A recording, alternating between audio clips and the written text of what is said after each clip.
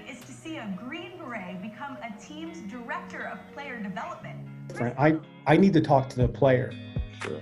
And, for me, and this is maybe we're a little bit different, is the emphasis we place on, understanding a player's story and that personal narrative, how he has given meaning to the people, places, and events in his life, how that's shaped the person, the player he's become. And, if you think about hiring practices in the corporate world or even a scouting process, your resume is what you put on tape, right? And that's always going to be the most important thing, but that tells you what you have done. It doesn't tell you how they did it.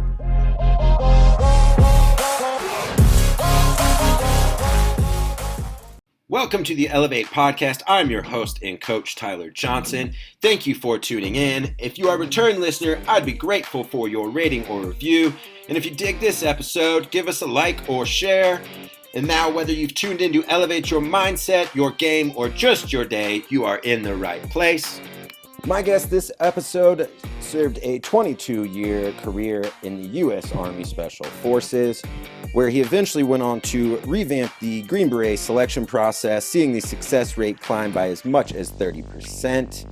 In a 2019 Indy Star article, Indianapolis Colts general manager Chris Ballard said of him, "I don't know anybody like him in the league." Former NFL exec Joe Banner added, "What he's doing is absolutely groundbreaking." Here to share with us a little bit about that, Director of Team Development for the Indianapolis Colts, Mr. Brian Decker.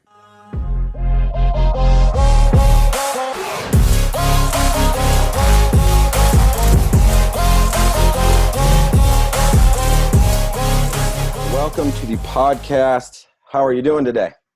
I'm doing well. Thanks for having me, Tyler. Yeah, excited to have you. I find the work you're doing in the NFL fascinating. Let's maybe start with that. Tell the listeners a little bit what your role is with the what your role is with the Colts. And in an article in 2019, they're quoted as saying, "What you're doing is groundbreaking." What is it that kind of you do and differentiates, your role from maybe some other roles in the past? Yeah, so I guess we could start with the title. I'm the Director of Team Development, but that's kind of an abstract title, and I don't think it has a lot of merit as far as what I do. Most teams don't have anyone that oversees development, but I would guess, starting at the highest levels, I champion development across the organization, whether that be coaching, scouting, and with players. And if you think about my role and some of the stuff that when people say some of the work we're doing is groundbreaking, I think that might be a bit much. I wouldn't want to go that far. I will say, though, we have made a commitment as an organization to making the character and the culture of our team one of our elements of our competitive strategy. We're committed to that. So I don't think we're doing things that other teams aren't doing. We may just be emphasizing them a little bit more. And so we'll start with the player front. It's really twofold. I work in this time of year. I'm working with Chris, Ed, and our scouts on the character side. Just make sure we get the right guys on the bus. Sure. And the scouts they're the frontline soldiers. They are the ones going into the schools. They're grinding through the tape. They're the one that takes thousands of players and turns that into something meaningful to begin to focus on.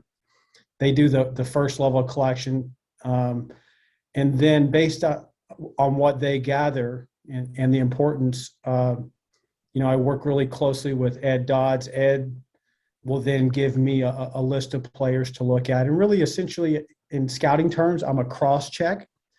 I look and look at it as a cross-check, but it's really different because most of what the scouts are using to assess players comes from what they see on film, and the information that they're gathering at the school, and they gather a lot of information, and they do a lot of work, and I couldn't do my work without that. But mine's different. I need to talk to the player. Sure.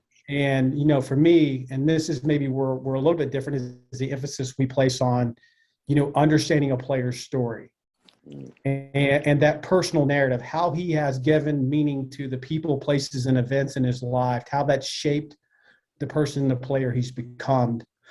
And, if you think about hiring practices in the corporate world or even a scouting process, your resume is what you put on tape, right? And that's always going to be the most important thing, but that tells you what you have done. It doesn't tell you how they did it. Sure. And so to me, what doesn't always translate. The performance that they've had on the field doesn't always translate, but the way in which they approach the game, the how, their personality, their makeup, their character, I think that does. And they're going to carry many of those behavioral strategies forward with them as they come into the league. And so that first part is just getting that piece, understanding that piece. And the one thing I think one reason why I think it's really important, and I will start out by saying character is not a substitute for talent. We know lots of great people in life, right? And, Sure. But what it does is it creates trust between the organization and the player. It allows us to be more patient because if you understand how he goes about or how he approaches the game, it allows you to reduce the uncertainty of can he translate his talent into skill, and can he translate the skill into performance at this level, and can he do so in a way that benefits not only the team but those around him. And so that's one part. I would say a second part is the work that I do with the coaches. Frank is very growth minded. I mean, everybody throws that word around, growth mindset, sure. Get 1% better, but it is absolutely in his DNA. I mean, Frank is 60 years old, but he has a beginner's mindset. He's always looking for ways to get better. Himself as a coach, his coaching staff, his players, his organizations, his systems, and his processes. So I work really close with Coach, try to, develop, I work with him each spring. We put together some development sessions with our coaches. I'll nominate 8-10 of those sessions, and he'll pick the ones that he thinks that we most need, and we'll do that. But I would say development is a daily activity with us, and whether that be, during the season, I share a weekly newsletter. It's a topic that's relevant to the development of the team, and it's relevant to coaches and players, and he works really closely with me on crafting that. So we do a lot there on the coaching development. I work one-on-one with players, and that's all, relational based, and kind of meeting them where they are, and, trying to put the player in the driver's seat for development. He has goals and aspirations, and, it all begins with the role he has on the team. How do we increase his ability to perform in his role while also developing his long-term potential so he can ascend? So, for example, he might be a wide receiver 4. That might be his current role. Well, how do you master that role while at the same time, what things do you need to be doing to take that next step so you can ascend to be a 3 or a 2? And so we do those activities. I do some work with the scouts. I did more of that my first couple of years, teaching them, the currency of scouting is information. Yeah. And one of the things that I, people say, are you concerned that you give away all those things that you've learned over time? And I feel like you don't have an option. You've got to make those around you better. So it's all about, am I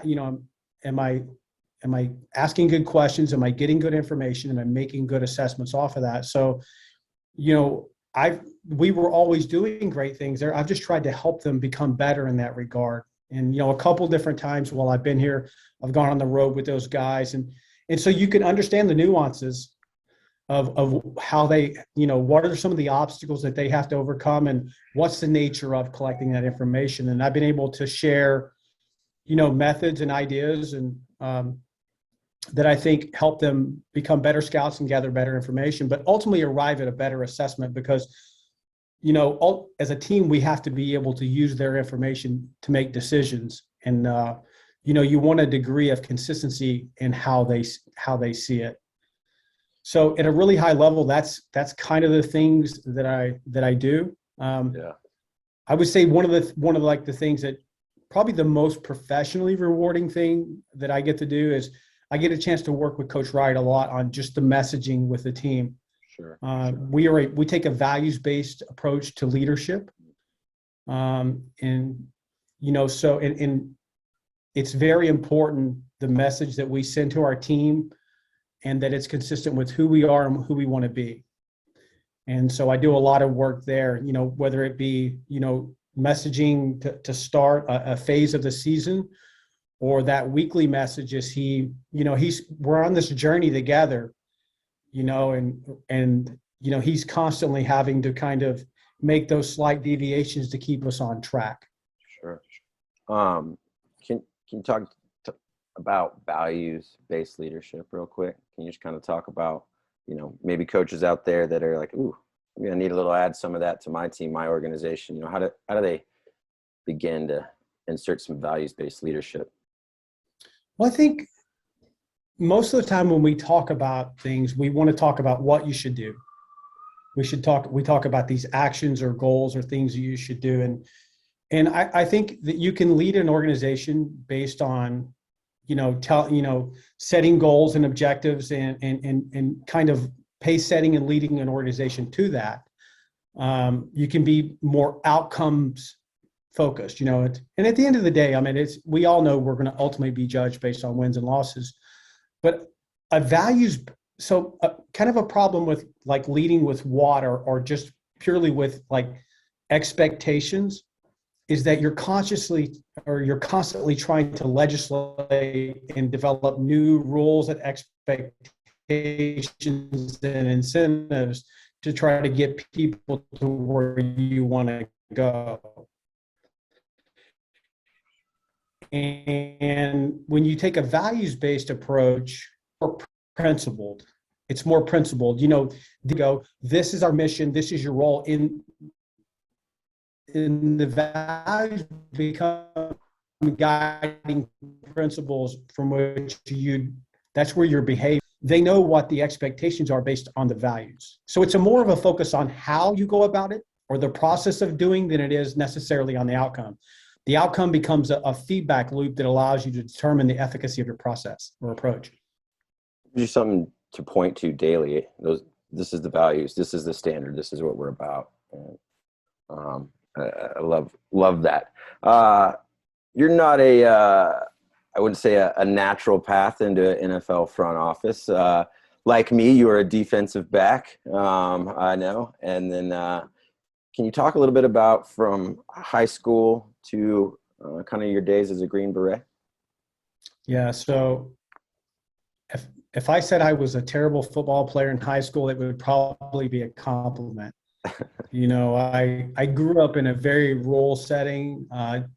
We lived too far from town, and my parents were too busy to take me to and from practice. We didn't play sports growing up, and didn't have the physical traits to rely upon.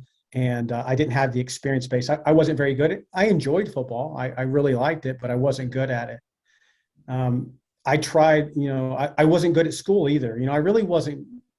I don't think, growing up I was ever really good at anything, but I knew that I had an energy if I could ever find something to focus it on that I thought would allow me to be successful.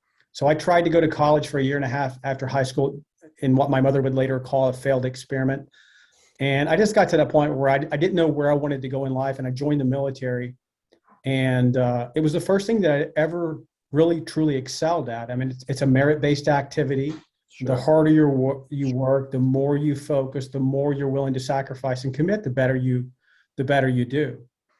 I also found one of the things that I found most meaningful about the military, and I found now in football, is that sense of purpose, having a mission, being a part of something greater than yourself, getting a chance to lead and to do it with others, and so I was enlisted for a couple of years. During that time, there was there was a senior person of our organization asked me, so what are you going to do with your life? And I did one of those, what do you mean, Friday, Saturday? He's like, no, what are you going to do with your life? And I'm like, I hadn't really given it a whole lot of thought. And he said, I think you would be a good officer candidate. And I was like, yeah, but that requires me to go back to school, and haven't done really well at that up to this point. And long story short, he believed in me. And he carved out a path. And more importantly, he believed in me before I believed in myself. And he kind of created a spark and got me going in a direction. And I then go back to college. I do really well. I mean, I really fell in love with learning, and I did well in school. And then I came into the military, back into the military as an officer. And in 2001, I needed to do more. I wanted to be a part of something special. I wanted to challenge myself, and I wanted to do it with others. So I tried out for Special Forces, which is kind of risky in the sense that when you leave your organization to go try out, everybody knows you're going. And and the pass rate is not very high. And if you don't make it, you have to come back to your organization, kind of dragging the duffel bag and kind of owning that shortfall. But I basically, for 2 years before I went to selection, everything I did was aligned and focused in my life to going there and getting through that process. I did well in selection, was selected. Then that starts about a 2-year time frame of training. And I completed Special Forces training in December of 2002. And then from there, I went to Ranger School. And then, so I get to my unit in basically the spring of 2004, 5th Special Forces Group. And all those guys, my team is in Iraq. The whole organization is in Iraq. So I'm sitting back there and, I kind of felt, you feel left behind, right? Everybody's over there doing all these great things. And here you are back in the rear. But the team redeployed in July, and then I took over a team, a Special Forces detachment, which is it's a lot like a football team. It's 12 guys, and the captain or the team leader, he's essentially the quarterback, and everybody under him is they're like linemen and they're like skill position guys. Everybody brings a specialty to the team, and I was a team leader for just under 2 years, and I got a chance to lead men in combat and all that entails. And professionally, I don't think anything will ever rival that. I mean, to have that responsibility for the lives and the welfare, and to accomplish your mission of 11 other guys, it's a huge responsibility. And going to war is one of those things that just teaches you a lot about yourself. I don't think you see it dramatized in movies, and books have been written about it, but I've always found it difficult to capture in words what it's like. And I still don't think I can do it justice today, but it's, there's so many highs and lows, it's, dealing with pressure is a daily occurrence. It's, I don't think many people join up or do something where we're making the ultimate sacrifice is something that's real. It's real. I mean, it wasn't just this hypothetical, you could, I mean, it was happening all around you. Right. And that being good is a part of that equation, but so is chance. And it's that managing that chance or uncertainty, those things that you can't control that can make you go crazy. And I learned very early on, you have to shift away from those things, because you can just go down rabbit holes of thinking that are they're maladaptive, they're counterproductive. So you really just have to focus in on those things that you can control. And that's having the right mindset, being supremely prepared, having great plans. And the one thing that I always felt comfortable and gave me peace of mind was just knowing I was surrounded by great men. Yeah. Not some, every one of them were great men. They were great at what they did. Everybody talks about developing trust, and they talk about vulnerability and transparency. Combat is the ultimate way of creating trust. I mean, you're extremely vulnerable. You can't do it alone. You're totally relying upon the man to your left and right, and the threat of death is real. So, you learn a lot. You learn to really, really trust others. And you learn, and you have to be vulnerable to do that. And the nature of combat just brings that out. And, to me, that's one of the special things about combat. And I think you can begin to get that in football, is just the kind of brotherhood, those strong personal and professional bonds that form when you do something, when you're united in purpose and do something together, where you're absolutely dependent upon the man to your left and right. I think the best teams, if you think of the best offensive lines or the best units, they play as one. They play as one. And probably one of the things that drives them is not wanting to let the man to the left and right of him down. And when you start doing that, it creates cohesion. It's really interesting to me. I love to read Medal of Honor citations.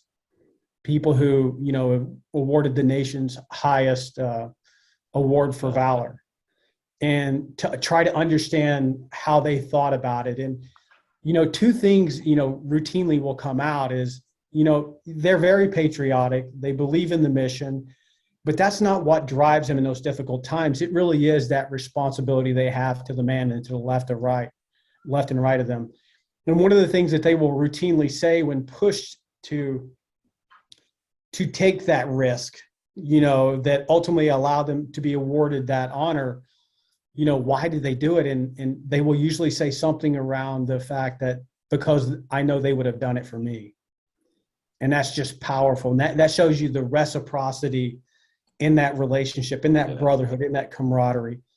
And so after my time, I did a couple of rotations to Iraq, one in Ramadi, which in 2004, which at the time was probably the most contested, from Ramadi to Fallujah, was probably the most contested real estate on earth.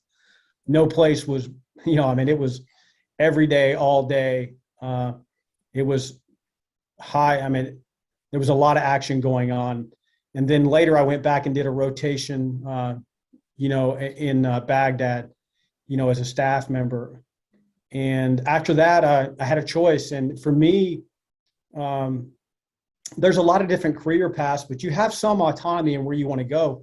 Sure. I always just love coaching and leading. And I just come off the battlefield. So I went back to the Special Forces School and taught in the course. And I love mentoring and coaching young officers and NCOs they're called non-commissioned officers or enlisted guys, but to mentor them, to share those experiences in principled ways in which it would help them become better leaders, better prepare them for the perils of combat. I'd done that for a couple of years, and then I ended up going to the Naval Postgraduate School, which probably professionally is one of the most meaningful experiences. It's just a world-class education, multidisciplinary approach to solving today's military problems. So it's more, I would say, it was a master's of science, but it's a broad base. You take everything from game theory to mathematical modeling to social movement theory. But at that time, I had 10 years of operational experience. And what that allowed me to do is to then educate with that backdrop, to relate the concepts and ideas I was learning with my experiences. And I think that's one of the difficult things for people is a lot of people look at getting credentials. I want to get my bachelor's, I want to get my master's, I want to get my PhD. And I think all of those things are great, but how many people ask when is right? And I do think you have to have a basis of knowledge. If you have a good basis of knowledge or a basis of experience, when you go into your education, I think it just enriches what you take away from that. Because I think, on one level, you have this experience, and then when you learn these ideas and concepts, those two form together to create wisdom. And that wisdom can be shared in the form of judgment and intuition. And then I went back after that, and I worked at the Special Forces School again. In my last 3 years, I was essentially the general manager of Special Forces. And I ran that hiring process. And it was during that time where I really did that deep dive into talent assessment. I became fascinated with people who go on to be great at whatever it is that they do. Look at CEOs or a person that, a free diver that dives 100 meters on a breath, or, Baumgartner and jumping from outer space, or any of the sports teams. And, to me, I wanted to know, like, how similar are these people when you take the sport or domain specific activities way and just look at their mindset and approach? How alike are they? And my thesis going in was that they would be a lot alike in how they approach their craft. And that's what I've, anecdotally found to be true over time. The demands placed upon greatness is very similar regardless of fields. Yeah. And so then I move on to football, and I got hired into Cleveland by Joe Banner. And the vision that he had for the role was, just a kind of short story, is he says, we miss on 50% of first rounders. And when he says miss, it's not that they don't play, but there's an expectation or a level of return you're expecting on that. And he said, we're not missing because we don't understand the talent requirements of it. He said, he goes, I believe we're missing on the person.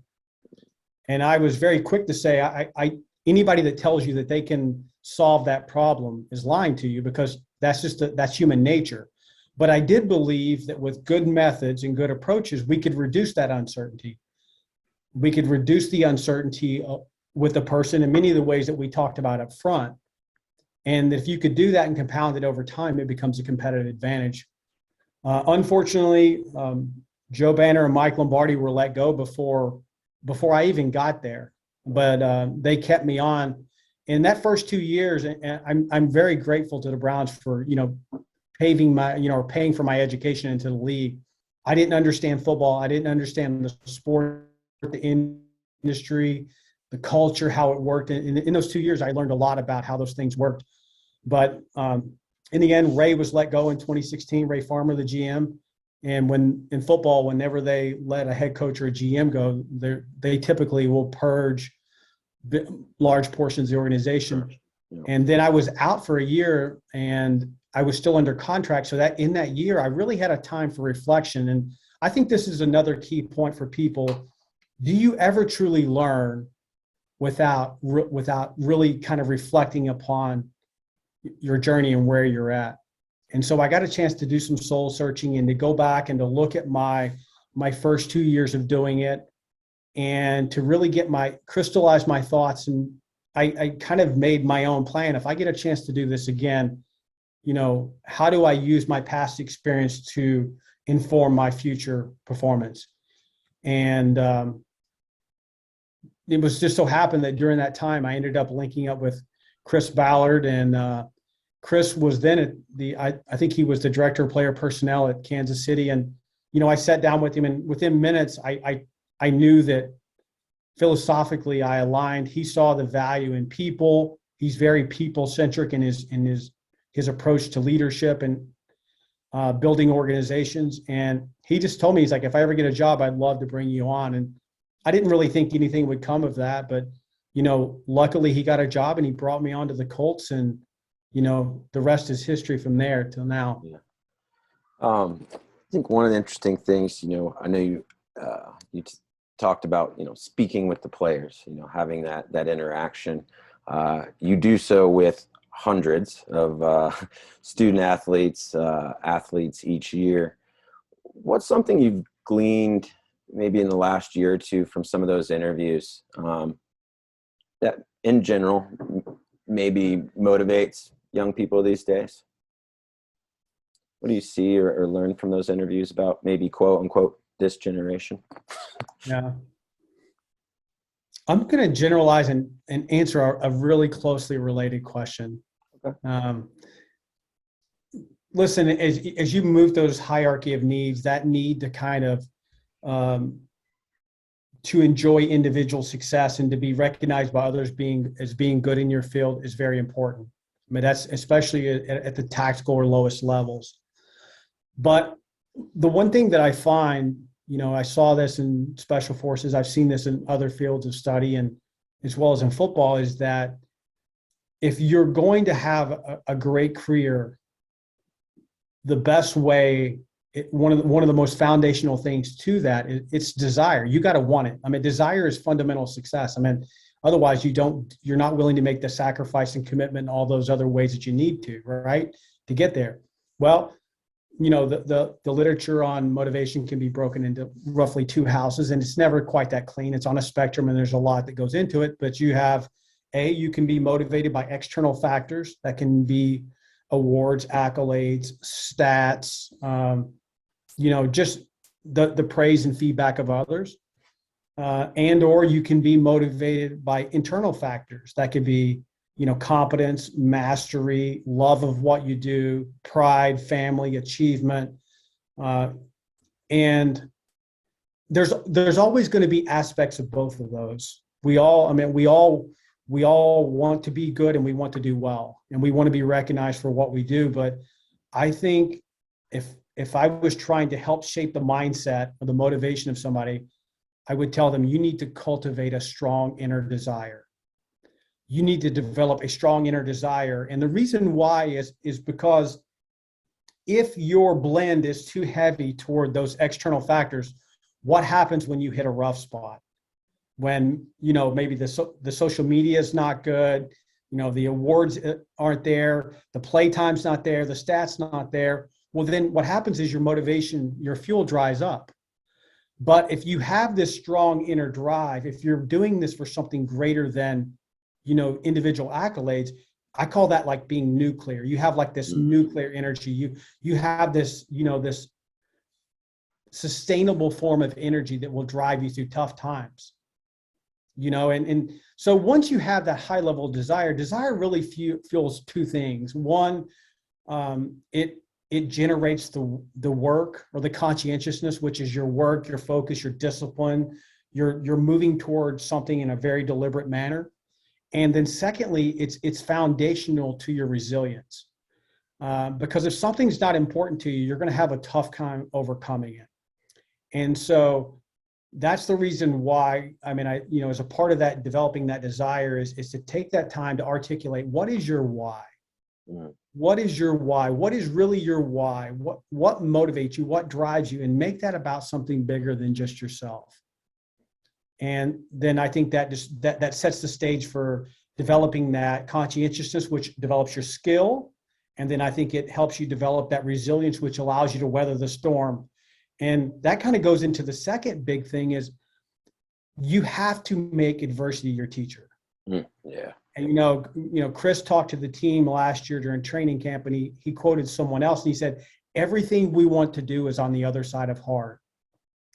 Everything we want to do is on the other side of hard. Everything you want to do, you're going to be challenged. And so that's going to place a premium on resilience. And people use that word differently. I think there's two components to resilience. One is just a strength or a power. It's that ability to kind of not be affected by things that others wouldn't. You're stronger. But then there's also this adaptive component where you bounce back very quickly. Listen, everybody gets frustrated with setbacks. We all have this range of emotions. But that person who's resilient, the spike that's created by that negative event is lower, and they return to baseline much, much quicker. And they tend to do that by focusing in on the opportunity for growth and development that comes from facing those difficult times. And that gets back to development in general.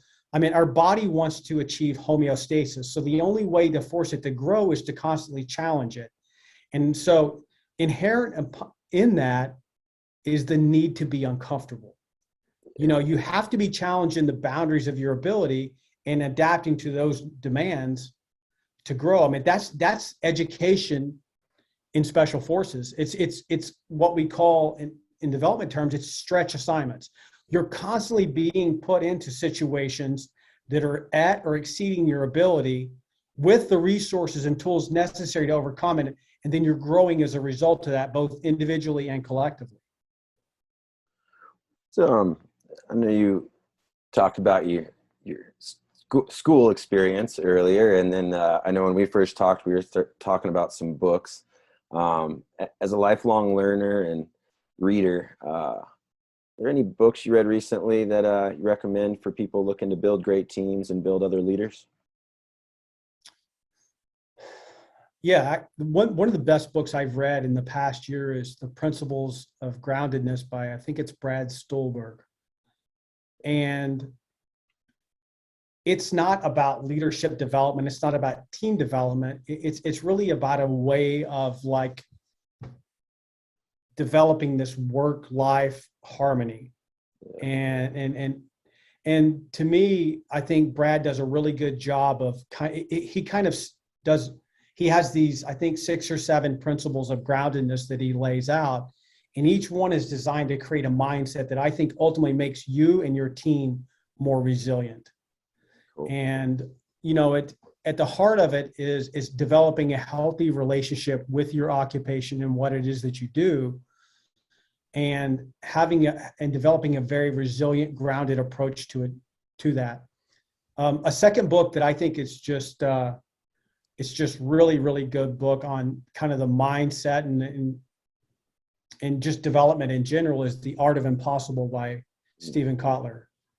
You know, Kotler's done a lot of work. I think he is the leader of the Flow Genome. He's done a lot of work with like Red Bull and other athletes, and he's advanced Csikszentmihalyi's work on flow a lot. And he talks a lot about not just the principles and the concepts and the training, but even the neurobiology that supports that, you know, and the other mechanisms in a way that I mean, like, to me, I don't want just something self-help, do this, do that, do this, do that. I want to understand how it works. I want to understand the why, because that helps inform me. So he does a great job. And chapter 5 of that book on grit is just incredible. You know, most people, when they want to learn something about grit, they pick up Angela Duckworth's book on grit. And I think it's a really good book, but I just, from a practical side, it didn't give me a lot of action. You know, it didn't give me a lot of actionable or things that I could work on specifically. You know, he has a much more comprehensive definition of what grit is and the elements that make it up. And when you understand those, then you see the opportunities to train it on multiple levels. So that's a good book. I mean, I think just foundational to anything when it comes to development of mindset is, you know, Carol Dweck's growth mindset.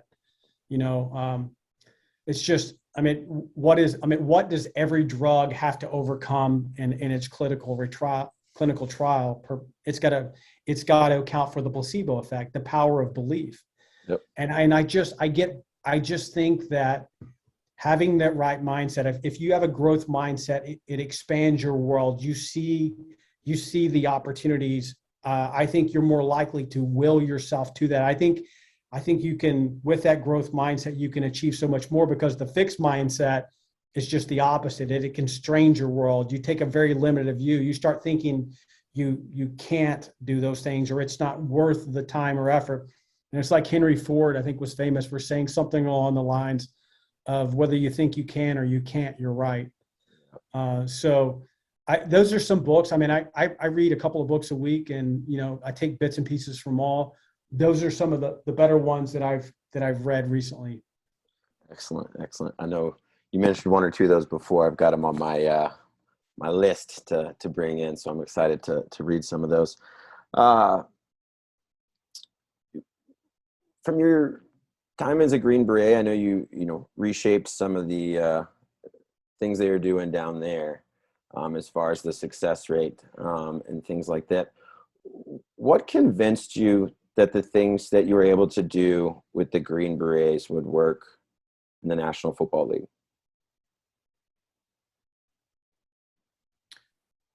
Well, first of all, I think the human factor, it's everywhere. Mm-hmm. It's in everything we do. And so it varies in importance based on the nature of the work and the type of the organization, a whole host of factors. But if you think about special forces, if you think about a professional football team, the product of the business is what you put on the field. That's what you put on the field.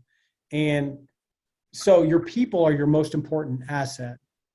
And so to me, if you want to learn about people, go to those places where people are most important and look and see what they do.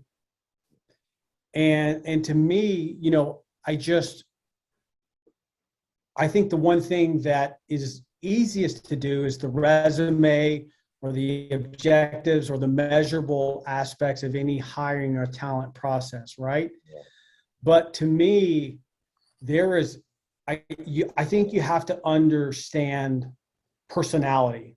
I think you have to understand character. I think you have to understand mindset. I think you have to understand the neurobiology that goes into that, because with that, I think you can make better decisions. I don't think any person is either right or wrong. The question is, have they evolved, have their skills, their profile, has it evolved to be a good fit for what you're trying to do as an organization, provided that the talent level is right? And I think that's one of the ways in which many organizations in multiple industries ultimately fail. It's not that the person that they hire or they're trying to move into a new position doesn't have the talent. The question is, do they have those other traits necessary to bring their talent to bear in that setting? One of the things that stuck out to me, I read a book called Chasing Stars one time, and it was about, they were studying Wall Street investors, and they would look at people that were hugely successful at one company, and then they get hired away to another company, and then they wanted to see is, could they replicate that success when they moved? And what they found is that the performance was not always portable. It didn't always translate. In many cases, when they went to another organization, they performed below the level from which the organization which they were hired. So that means there was a lot of complex interdependencies at that organization that they came from that contributed to their success, and fit is one of those. And so to me, that's kind of a part of my belief in any hiring practices. Once you've checked the blocks, this person has the experience, they have the credentials, they have the talent, they have the resume per se, then what you're trying to do is not select the best of that bunch. You're trying to select the right one. And that means, as an organization, you have to know what right looks like. What does right look like for you and your team? And so it's in many ways, I think you're selecting for fit in that final stage. Cool. How do you define success? The last questions we always like to ask on the podcast. How do you define success, Brian? One word: progress. I am, people talk about, are you outcomes focused or are you process oriented? I am focused in on, I am totally committed to those things that I can control, and that's my day-to-day activities. Yes, I have a long-term vision that gives me that North Star, that thing to orient on. And I do that plan and set those milestones as they move back. But to me, success is to continue to make progress toward those goals. To continue to, and that means it's about growing every day. And to me, there's kind of a paradox in goals. I mean, yes, it feels good to achieve a goal, but then what? To me, so I think you have to really focus more in on your habits and your routine. And, Atomic Habits is a great book to kind of give you perspective in this realm. To me, it's about, kind of look at your daily habits, kind of group those together and look at the trajectory that they're performing or that they're forming. And is that pointing toward where you want to go? At the end of the day, it's really about those day-to-day activities, that's those accumulation of, small gains over time that lead to those breakthrough moments. Rarely is someone's success this milestone event. That may be where it was captured, but what people don't see in the success of many of the players, they don't see the work that goes on behind the scenes. They don't see the sacrifice and commitment. And that's what kind of gets back to that internal drive is, you've got to be willing to do those things well before you're getting the outcomes you achieve. You got to continually have to make those small deposits daily into that bank, make your, sacrifice, the work, the focus, the discipline necessary to get there. But to me, I want to be able. Goals are about achieving something in the future, and to me, that's just a point in time. I want to win every day. I want to win every day, and I do that by, to me, to win the day and be successful is I've executed my daily habits, my routine. Those should be challenging in nature. They should be making me better. So everything I'm doing is designed to grow personally and professionally as I move toward that goal. Thank you for tuning in and all the way to the end. Appreciate that. If something this episode caught your ear, is useful or unique, I would love if you would share it, or, a thumbs up's always encouraging as well. If you want to come back and check out more videos, smash that subscribe button, ring that bell for notifications, and we'd love to have you back. Have a great day, and go elevate others.